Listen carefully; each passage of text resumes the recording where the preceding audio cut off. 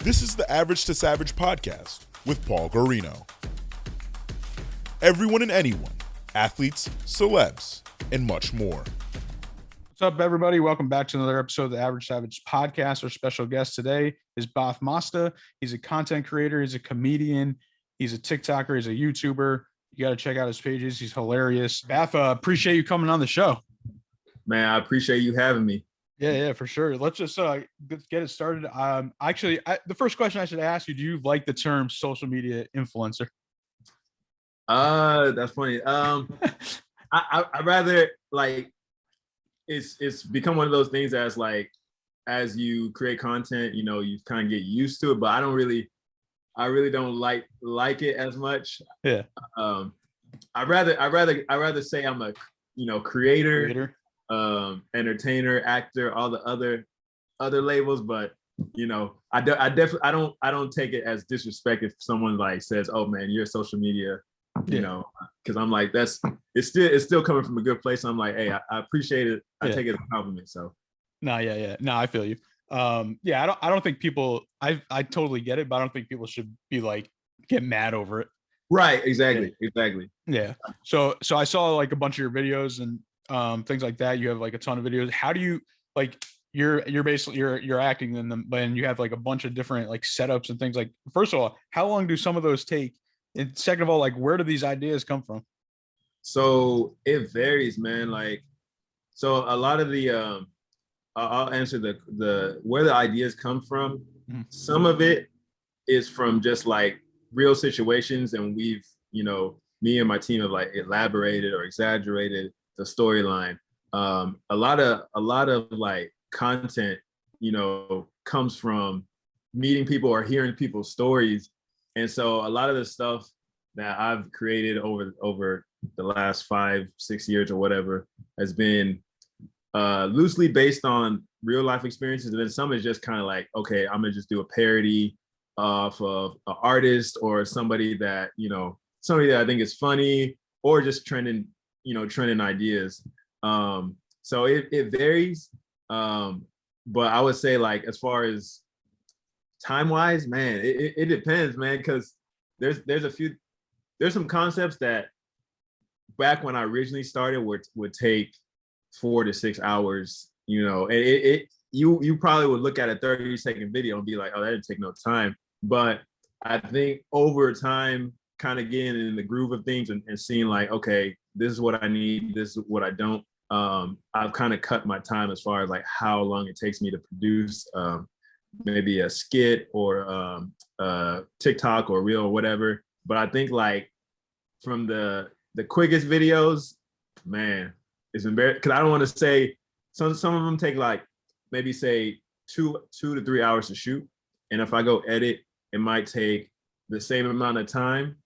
But if the video is over a minute, and depending on how like cinematic and everything, man, I like to get in. I like to edit. Like, I like to get in there and start editing and messing with sounds and stuff and visuals. So, man, a project that may have been like a minute, 2 minutes might take me like 8 hours or 12 hours, depending on how much I really like, want to mess with it. So it all depends. But yeah, it's just one of those things you don't really know until you start messing with the edit as far as how long it's going to take. Yeah, no, definitely. I mess around with some of that stuff sometimes, and I see like cool ones on TikTok, and I'm like, oh, I could do that too. And then I'm like, and I'm just sitting there for like 2 hours. I'm like, oh shit, like this is taking way longer than I thought. Yeah, man, it's tough. It's tough. I did a lot. I mean, I'm sure you did too, just like during the pandemic. So what has that been like? Just like from a creative standpoint, like I think probably I'm sure you thought of some ideas that you didn't think would have thought of, like if you weren't just like being at home. Yeah, so with the pandemic, man, it kind of I've always been like very like strict on, I would say strict, but I always like wanted things to be perfect. Like my idea of like what I thought was good for social media is always to the point where I'm like, man, if I mess up on this or something that other people won't notice, I'll look at it and be like, man, this is trash and I can't put it out. And once the pandemic hit, a lot of the people, as far as having camera people that I could reach out to, and we had to be on lockdown for a while, social distancing. So crew members and everything we couldn't operate the same way. So it kind of humbled me to make me be like, you know what, hey, as long as you can do something, like put something out. At the end of the day, we're in a global pandemic. Like what is anybody gonna say other than, man, this guy's still making content like during all this. So I think with the positive that I took away during this whole pandemic is like, some of the content that I would originally be like, man, that might not be funny, or I would grade myself a little too hard. I kind of let up a little bit, and I kind of started focusing more on having fun again. So I think like me and one of my friends, his name is Choco, we did like we started doing like smaller parodies. And I'd never been a fan of TikTok until the pandemic. And I was like, man, hold on, let me get on TikTok. Let me see what's going on. And I went on TikTok and I started seeing like trends and stuff and things that I was like, oh, it would be nice to have a big crew and, film with a bunch of people, but I could actually finesse this and make some other smaller skits and still get engagement from my audience and my fans and stuff like that. So it really just opened the door for me to be like, hey, you can be creative in any situation, so that's pretty much, I think that was the benefit I got from filming and creating during this whole pandemic. Yeah that's funny you say that too, because I don't know if you know that your TikTok, you have the most following out of any social media platform. So are you saying did you just start TikTok like right when the pandemic, or you had it or you just didn't use it? Bro, so it's crazy because like I think before TikTok, it was Musically. And I had an actual, like, the alias and stuff was already reserved, so I had it, but my actual following, I wasn't using it. And it was like, I think before the pandemic I probably had like 3,000 or 4,000 followers, and then like really I seen people start using it more and more. And I've never been into like, oh, let me see how many numbers I can get, but I was just kind of like, okay, my friends are on it. I have some of other influencers and content creators. So I really, my following was like almost, it was very low. It was in the low thousands. And between March of 2020 and now, I grew it from really repurposing some of the old content I've already done, and then just like making new content. So it's one of those things too where I'm like, I've never been with TikTok. You really gotta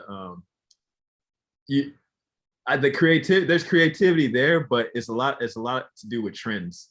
And so people recreating trends, and it was like one of those things that goes against my nature of doing stuff outside the box. But I was like, you know what, this is fun. like right now I'm trying to have fun.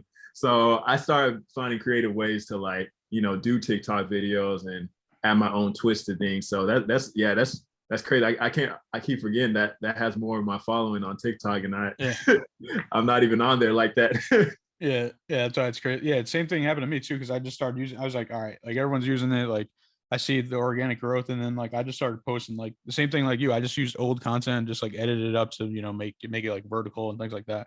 Mm-hmm. And it's just crazy how like it was so much easier to like grow on there versus like Instagram. And like what you have 300,000 on TikTok. Like what was your most like viral video, or like what was like one of them that like hit really crazy? And or give me an example too, like what one maybe you didn't think that was going to hit and it hit. So there's I did a video as Frozone to Chris Brown's Go Crazy song. Yeah. And what the thing was, I had done other Frozone stuff before, and for whatever reason, I don't know if it was just like now where the pandemic, so now everybody's looking at their phone. But I was like, bro, I know I posted this already. I know, but I was like, maybe I didn't. But I had posted some other previous Frozone stuff, or me dressed as Frozone, dancing and everything. And like when I did this one to Chris Brown's single Go Crazy, he reposted that on my Instagram, and I didn't, like, I posted on Instagram and then I posted on TikTok, and so it went viral on Instagram. And then like it was probably like a couple of days later, TikTok blew it up, and that went viral. And then I did another video dressed as Frozone to a random song. I don't even remember what it was, but a random song I found through TikTok, and I was like, oh, okay, it's trending. And then that went viral as well. And I think I've had some like other videos, me dancing in the 70s outfit. So some of these videos is crazy because I'm like, I post some of these videos go viral on TikTok. They don't go viral on Instagram, vice versa. So it's really like the audience, the algorithm, and all that, you know, there's a different reaction on different platforms. So, and of course, like as a, you know, creator, usually like you post a video, sometimes you feel good about a video. You're like, oh, this is going to be entertaining. A lot of people will like it or, you know, enjoy it. But some of those videos that went viral on TikTok, that didn't even go viral on Instagram, I was like, oh, I didn't really know like people really like this stuff the way they took it, you know. So it's definitely surprising. Yeah, it is funny how like same thing happens to me, just like not even just like videos, just random content I posted on 3 different channels, and like one of them does nothing and one of them like blows up. Right. It's like, all right, like that's why it's like I don't know, I don't know, like it's like anything could happen. Like sometimes I don't know if it's you, I don't know if you think about it this way. It's like sometimes I make a video or something and I like know, like I know which one's gonna go sometimes. Right. You get that feeling too? There's been a few where I'm like, if this one doesn't go, like bro, I'm like, yo, somebody's holding me on this, bro. Like there's been a few that I've just been like, bro, like this should have popped. And so most of the time, the ones that I actually think are gonna be good, most of the time they actually do good. But there's been a few where they didn't like blow up. But later on, when I reposted, it actually caught engagement. I was like, man, that's crazy. Like, so I've reposted videos from years ago that I was like, man, at the time I thought this was it, and it didn't work. And I posted it again, and people start to get engaged on it. So sometimes it's like, man, you can have some fire content, but just the way the time of day, the algorithm, you might get screwed on engagement. So yeah, definitely. Yeah, even with like podcasting, like I do these all the time, and it's just like I don't even look at the numbers anymore, because then like they just blow up randomly because like maybe something happened with the person or whatever, and then they get searched, and then they like see that I interviewed them. Like say, I mean, obviously you have a large following now, but like you blow up again, you get like 1 million followers, and like it's gonna go back to this interview, and then they're gonna check it out, right? More viewers, so it's like crazy. So that's why I don't even trip about like the numbers with the podcasting, because it just like comes and goes. Right. And then the Frozone thing, what is that? Because I don't know if it's the same thing, but isn't there a guy that runs like isn't it at the Astros game or something? Or like so I seen that. I know what you're talking about. There's a dude who I think his character is either it's the Freeze. The Freeze, there you go, the Freeze. Yeah. So I think they're trademarked. I don't know if he's trademarked to the Astros or 7-Eleven. I saw he was recently in a commercial for I think 7-Eleven, the Slurpees or whatever. Yeah. But the Frozone character, and it's like I say Frozone because it's definitely like based off of Frozone from like Incredibles. But the thing about it is, because it's like I can't choose the face that I was born with. It's like the people from like in my past, before like they made, I think after they made the first one years ago, for the first Incredibles, had a whole bunch of my homeboys like, bro, you look like that character, you look like Frozone. So fast forward, whenever they dropped the second Incredibles, I was like really reluctant to dressing up in the outfit. Like, but my colleagues were like, yo, you need to do a video, because I guarantee you do this video, dancing, do something, it'll go viral. So I ended up buying the whole suit and everything and dancing, and that took off. And so like fast forward, like I've been, every once in a while I'll do an appearance, or I'll do some sort of video incorporating that character. But it's just the fact that I look so similar to the animated character.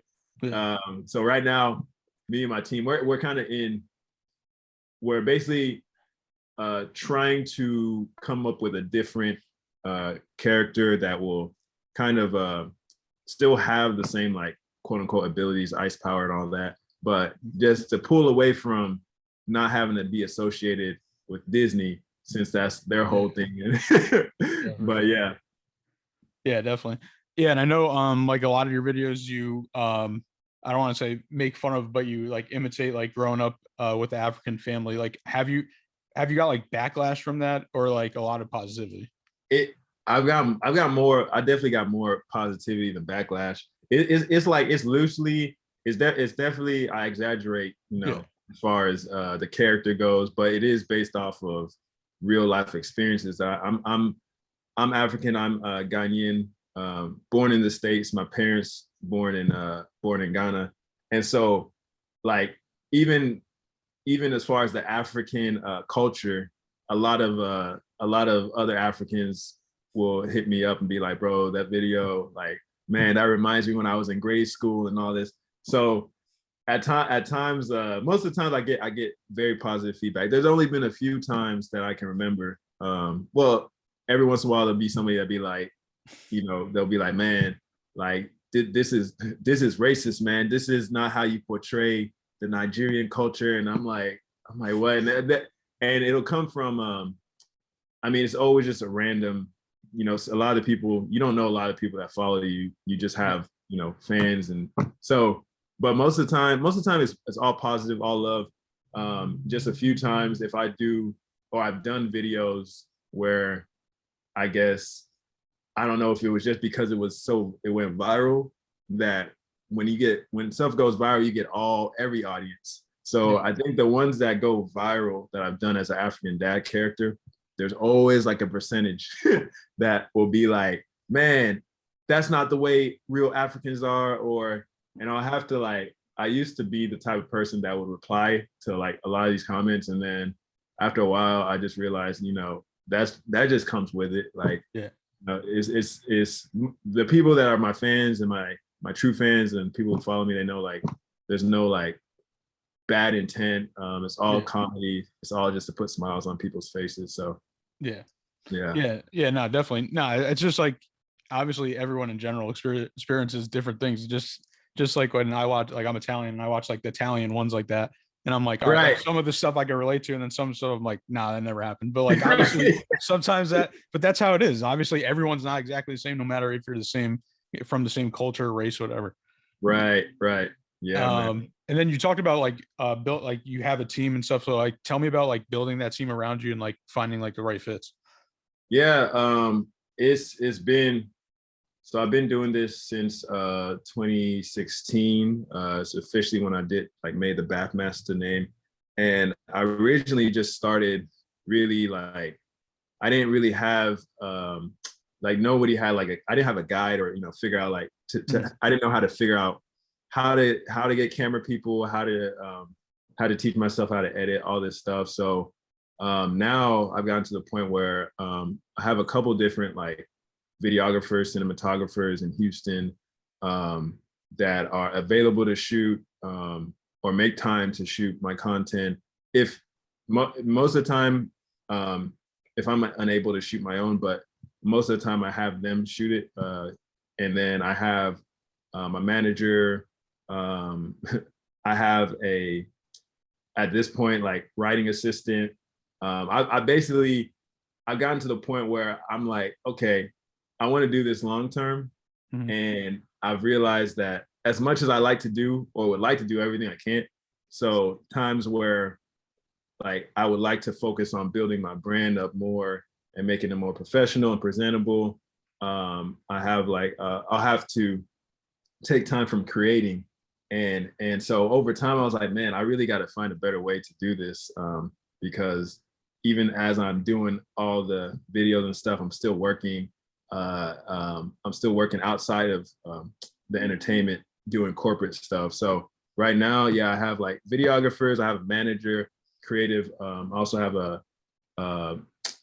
not a creative director, but a creative strategist, and just tons of people, even I would say colleagues, but other creators that I work with daily. So it's been one of those things where I know I could do this, but I can't do it to the point as what I'm doing now if it wasn't for the people that I'm surrounded with, Yeah, for sure. That's a great point that you made too. Like, I think like even like I was still doing like I do sports marketing and things like that, and like I still had a job like on the side and was doing my own thing. So I think like that's important to tell people that like you still do that, have a Right. job and do that. I think sometimes people are like afraid to say that, which I think it's Oh, like pretty normal to like.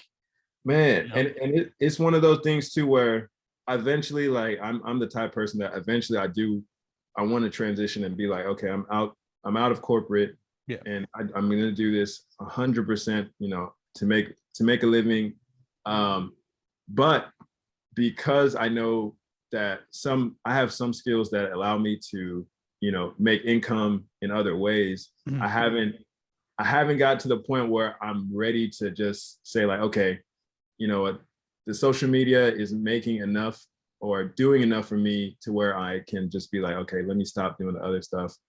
So it's kind of like one of those things where I take the positive and the negatives. But I do have a lot of friends, entertainers, influencers that will be like, bro, you need to leave.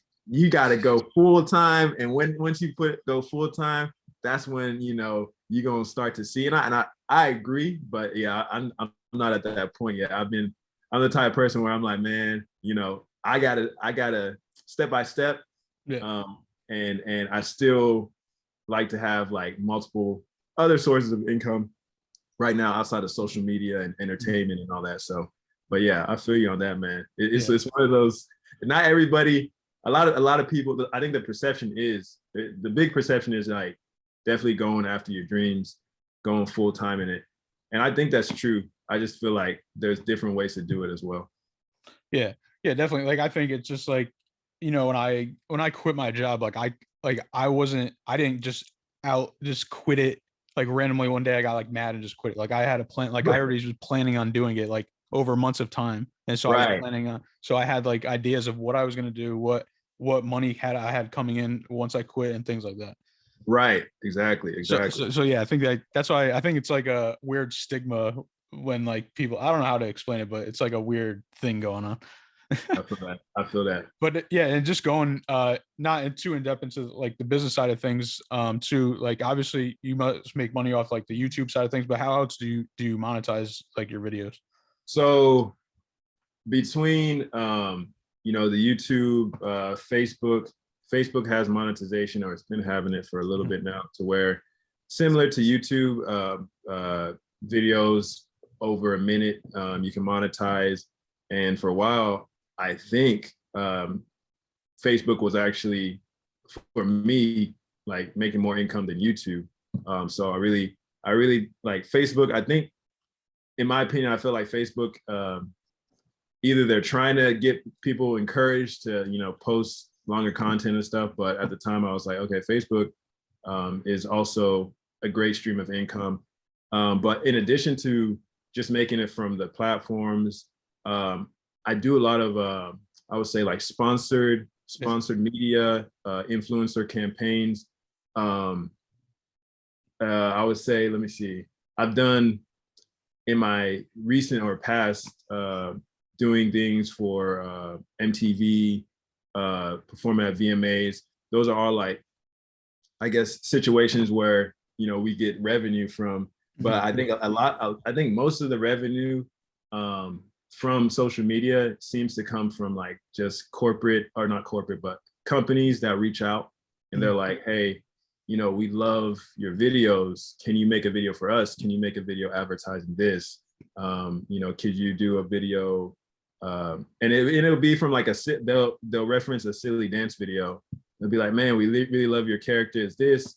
Can you do the same thing, for this brand, for our cheeseburger, or for, whatever product they have. So a lot of it, and it wasn't until recently, I would say maybe the last 2 years, like before the first couple years that I've been doing social media, I was making zero money. So I think that's another thing that some people may not know or may not understand, but you know, you might go 4 or 5 years just posting content, you know, trying to really, you know, be a creator, and you might not start to get recognized until that time when you're like, man, I'm about to quit. So it's one of those things where I really didn't start making any sort of income until like right before the pandemic of last year. I was just posting content, growing my account, and in my head I was like, well, I still got my corporate position, and eventually, hopefully, you know, this YouTube pops off and other things. But until I really was just like, man, whatever, I'm gonna just keep creating content. That's when all of a sudden these opportunities started to open up, you know. Yeah, I think that's the way you got to go. Just like just keep on building the following in the community, and then it'll eventually come. And that leads me to my next question. What advice would you give to a young creator? So I would say if somebody young going, you know, trying to create content, starting out, I would say, man, to be consistent. You also got to be a little bit fearless as far as, and I think this is where I messed up when I was creating content, but not really focusing so much on the views and the engagement and the comments, because everyone who starts out doing something for the first time, at least most people are not going to be good at it. So the only thing is like when you put yourself out on social media, like you may not get that same grace from somebody that's just watching it, for watching your account for the first time. So it's kind of like having to have a little bit of thick skin and be fearless and just be like, okay, you know what? I made this piece of content. It may not be the greatest, but I'm gonna put it out, because I feel like a lot of the times where I think I could be growing bigger or faster, it comes from times where I look at stuff and I say it's not perfect enough, or I compare it to somebody else, without really just thinking about, you know, this is me, this is how I do things, you know. So yeah, I would say being fearless, being consistent, not getting in the trap of comparing yourself to others, and then allowing yourself to really just grow. And basically, if I feel like if you do all those things, and I forgot to mention, if you can find something to post, or something that like theme wise that you're, I don't know, maybe you're good at doing, if you think you're good at doing, I feel like if you are consistent with that one thing, or make it reoccurring, you can grow a following or faster, because even if you just like, if you're the guy who talks about like trash cans, like as eventually you're going to grow that following, people that be like, man, you know what, this guy talks about trash cans and I like trash cans, so they're gonna come follow you. So if you can find a niche where you can like just keep it a reoccurring thing in addition to everything else you do, it'll help you like grow a lot quicker than just doing random stuff, in my opinion. Yeah, no, I like that. Yeah, even just like I said, I do sports stuff, so like I created separate pages for like, you know, each sport, and it just does better because then you get those people that actually like that sport. Right. Instead of like posting all sports on one, but I still do both. But right. And the other, when you were saying that, it just reminded me of the kid on TikTok that just shows what he eats every day. Right. I'm just it's just like so funny because I watch them and I'm just like why do I watch them? But it is just like, and then people challenge them to like eat 7-Eleven the whole day, eat pizza the whole day. Like it's pretty funny. Bro, it's social media is so crazy. It's literally that's why it's even funnier when you said like you could literally talk about trash cans every day and you'll build some kind of like following. Like I actually, it's funny you said that too, because I actually do social media for a dumpster company too. So that's why I reminded me of that, like, which I had to learn about. I had to learn about like dumpsters because I had no idea about dumpsters when I first started doing it. Man, it is like, I feel like we're just in this timeline where like there's so many possibilities and advantages compared to, you know, 10, 20 years ago. So it's one of those things where I'm like, man, even when I look at my own content and I'm like, I know I could be doing more, and I know some of the advice I give, I need to take my own advice. So it's Damn. yeah. Same. It's way easier to tell people what to do than do it yourself. Exactly. Exactly. That's why I'm like, yo, hire me as a consultant, somebody like I'm down to like tell you what to do. Right. Right. But yeah, oh yeah. Then I also saw like, why don't you use Twitter? Last social media question, by the way, too. Yeah, man. It's really embarrassing, man, but I don't understand it. I really, and it's not because I'm like, because I know I know, I don't know if it's maybe because I haven't taken the time to really understand it, but I really don't understand how it works. As far as I understand the tweets, but as far as like the retweeting and everything, it's something that I'm like, man, I really got to pull up a YouTube video, like, Twitter for dummies, because of that. And I think when Twitter was a thing, I didn't take any time to get into it. And then by the time my friends and colleagues were in it, I was like, man, I'm so behind the curve that, you know what, I'm gonna just forget it. I'm gonna just go to the other stuff. And I think that was the same thing with when Vine was a thing before. And I was like, man, I was so late, in my opinion. I felt like I was late to social media. So I was like, oh, you know what? I'm not gonna mess with that. But yeah, so Twitter, like I have a Twitter account, but I don't know if maybe I just don't see the value enough to learn it. Or it's probably that, as well as like, because I know I'm so bad at like retweeting and it's like, I don't understand that.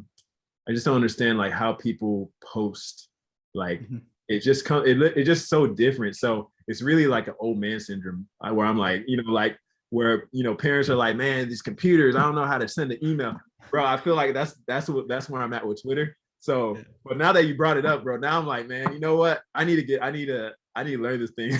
Yeah. Well, going back to what we were talking about, because sometimes same thing happens on Twitter, because like sometimes the videos just like pop off on there too. Right. Just randomly. And and that's where I'm like, because you have so many different tools with social media, and you really can't sleep on any of them, because you can get discovered from all these different ways. Even I never really thought like Instagram, for instance, that will.i.am would reach out on Instagram, and of all the places, I was like, man, this is where I just post content. I post content for fun, and so I get people reaching on Instagram, people reaching on Facebook, people reposting stuff on TikTok. So I definitely agree with that. Like Twitter should not be slept on. And I feel like there's definitely a community out there. So I'm gonna, after this, bro, I'm gonna put it on myself to learn and get on there. Yeah. I think people took notice the other day when Facebook and Instagram got shut down for the day. And then everyone was on Twitter, and then TikTok. But you had the TikTok, so you were right. But it was funny just to see like, I think it's weird sometimes when like you have the because I see people that just have like Instagram only, and I'm just like, I don't get why you would do like why. Yeah, you gotta be at least like two of them. Right, and even that with Snapchat, because I used to before. It ramped up a lot too. And so I'm trying to get back on it, because I have I'm in this influencer chat with all these other creators and stuff, and like even they got Snapchat has incentive programs to pay creators and all that. So I was like, bro, last time I was on Snapchat, it was not like this. It was just people were posting stories. But I think when Instagram took the story setting and put it on, took it from Snapchat and put it on theirs, I think I kind of fell off Snapchat as well. But like these are all like definitely great tools to like use, because you can pop on one, and get discovered on one as well. Yeah, definitely. Yeah, I don't know. Don't quote me on this, but I saw something on Snapchat where it's like, I think it's like each day, like the top 10 videos get bonus money. Yes. And like you could be in it multiple times. Like I saw, and I was just like, what the heck is it? This is nuts. Yeah. I had a friend, let me say distant friend, but he made it to the top 10. And I think from the text message that he was saying, like that he had made over like $10,000 making it on the top 10. I was like, okay, like that's some serious stuff. So man. All right, you ready for some fun questions? Yeah. Are you a sports fan? Man, I'll say I'm loosely. I'm a Cowboys fan. All I'm a right. Cowboys fan. Not, and you're in Houston? Yo, bro, see, hey, it's hard out here, bro. It's hard out here. It's one of those things too where, you know, because I'm originally from Dallas. I lived in Dallas, okay. and then I moved out to Houston after college. So yeah, I get it. I don't have many friends in the sports industry out here. You gotcha. What's your favorite song right now? Ooh, man. That's very, oh man, I'm trying to think. My favorite song, bro, it's crazy because I do so many videos with music, but it's all like old school. You know, what's the favorite song? Right now, because I'm drawing a blank and I can only think of my videos. I'm thinking on let's see. Man, we did the song with Hall & Oates. Man, because I can only think of my last video. We did a video with Hall & Oates, me and my friend Choco. And it was who was it? You know what? Scratch that. I'm gonna say Earth, Wind, and Fire. I'm gonna say September, and I'm gonna just go with that because right now I'm drawing a blank. But like, man, I'm so, when it comes to music, I really don't I don't listen to a lot of the top like trending music. I mean, really mostly listen to like old school stuff. And I say old school, like I'm talking like early 2000s and, you know, but a lot of the stuff I'm used to listening to is like dance stuff that I'm going to do videos with. Yeah. So I'll be out of the loop until someone's like, yo, you should do a dance video to this. And then I'm like, oh, okay, let me listen to a trending hip hop song. But most of the time I'm like listening to like old school jams. Yeah. How about I get disappointed sometimes when like the TikTok song is fire, like it's only like, you know, 10, 15 seconds, then you listen to the whole song, you're like,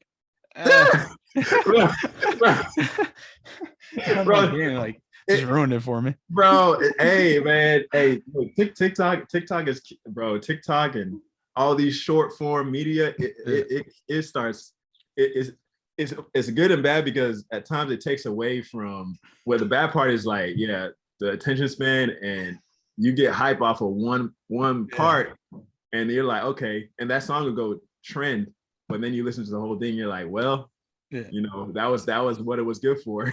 Yeah, definitely. Well, who are like maybe say like 3 creators that you want to do a collab with that you haven't yet? Let me see.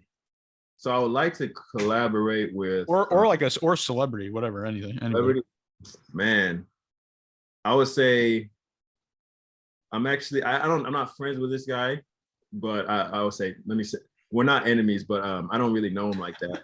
So, but there's a creator named Marlon Webb. We've talked about doing videos in the past.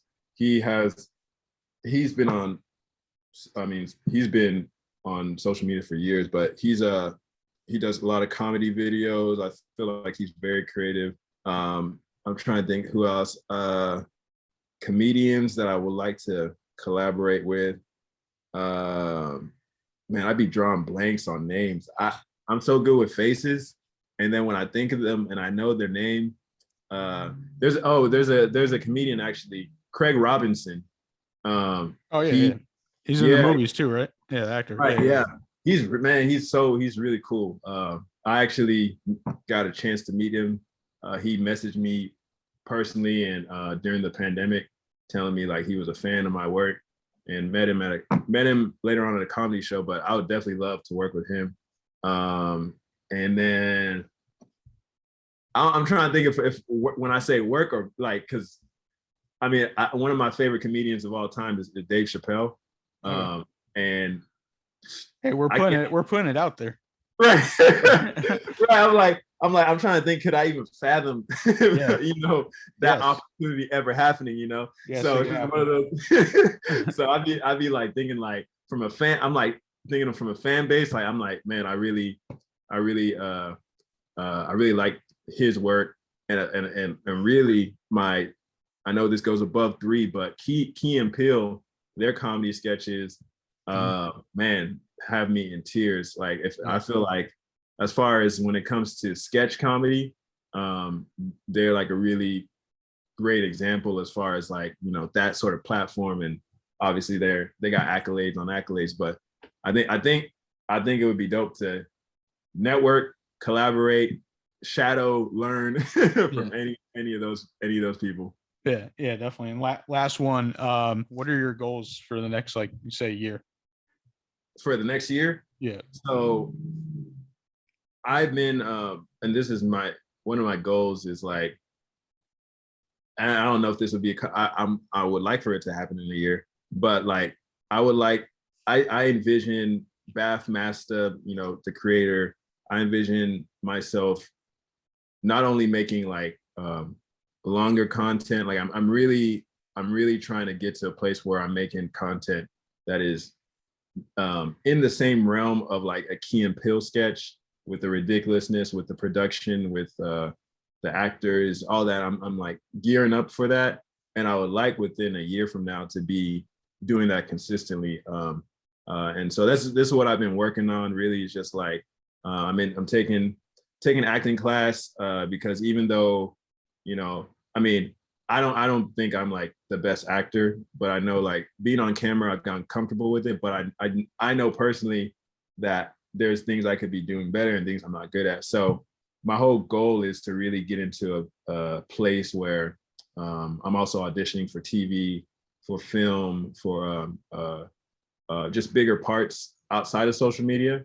But I think realistically, when I envision within a year, I feel like all the things I'm doing now, I would see myself doing more bigger short films more consistently on YouTube and even if not collaborating with more comedic actors, you know, hopefully landing a couple roles, if it's not a big role, a small role, but I'm really in that trajectory of like just elevating my whole content and my whole acting experience. Yeah, definitely. No, I feel like that's always the next step for content creators, just get into like acting. And I think you know, King Batch. Yeah. Like his come up was like crazy, because I remember just like watching him on like Instagram, and then like maybe like a year later, I'm like, dude's on like Netflix, and I was like, what, bro? and I didn't even name him just because there's so many yeah, there's like people that I would love to work with, but he's definitely like one of the guys where I'm like man, yeah, he's a great example. He's gone from Vine, you know, he's killed on all platforms, you know, he's just similar, but yeah, he's definitely, I've seen him too many times on Netflix, but yeah, I feel like he's definitely a great example of creator, have strong acting abilities, and he's elevated to where he's at. But yeah, that's pretty much where I see myself. You know, I would like to continue leveraging social media. I know it helps when you go into auditions and you can say like, hey, I already have a following. I already have people that love to see me. So, you know, if I have the chance to do a good job in this movie, it'll bring more eyes and everything. So yeah. I'm trying to leverage everything I have, and also like work on my craft, because I definitely don't want to be a bad actor. No, definitely. Well, I appreciate you coming on, and could you let the followers know where they could you let the listeners know where they could follow you? Yeah, for sure. You can follow me on Instagram, Facebook, and TikTok, and YouTube with the alias Baffmasta. It's Baffmasta.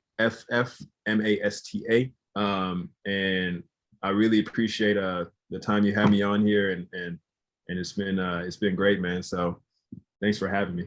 Yeah, no problem. I can't wait to see you blow up even more than the podcast just does numbers, because appreciate it.